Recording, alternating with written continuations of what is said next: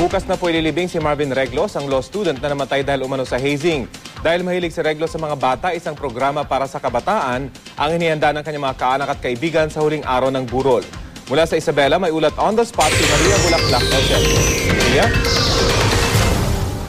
Yes, Rafi, tama ka dyan. Inihahanda na nga ng pamilya Reglos ang paglalagakan kay Marvin Reglos dito sa Caligan Public Cemetery sa bayan ng Burgos, Isabela.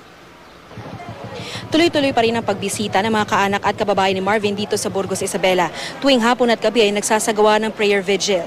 Sa huling araw ng lamay para kay Marvin, magsasagawa mamayang hapon ng ilang programa para sa mga bata.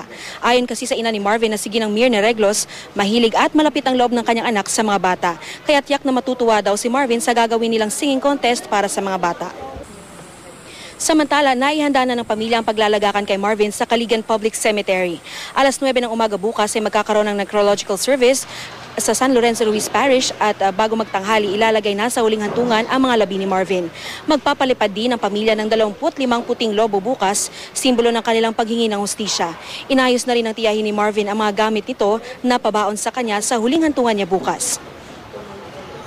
Kanina, dinala sa bahay ng pamilya ang resolution na pinirmahan ng buong sangguniang panlalawigan ng Isabela. Nagpaabot ng pakikiramay ang sanggunian, gobernador at vice-gobernador sa pamilya Reglos.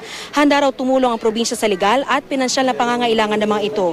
Susuportahan din daw ang isasagawang signature campaign bilang apela sa agarang pagresolba ng kaso ni Marvin Reglos.